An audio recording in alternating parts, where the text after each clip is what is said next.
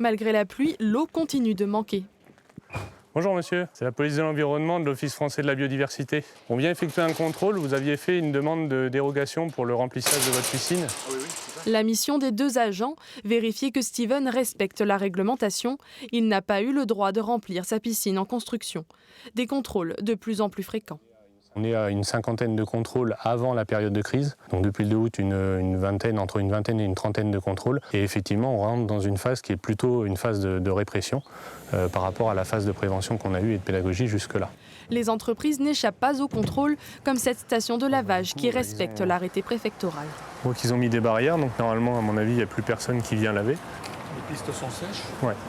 En Creuse, l'est du département est la zone la plus concernée par la pénurie d'eau et les touristes doivent eux aussi appliquer les règles.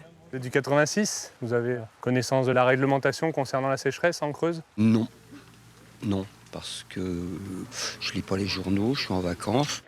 Il y aura plus de contrôles dans les prochaines semaines, une stratégie soutenue par les élus locaux pour qui la pédagogie ne suffit plus. Aujourd'hui, le peu qui ne respectent pas les règles, ils doivent être effectivement verbalisés. Le sujet est suffisamment grave et la situation suffisamment tendue.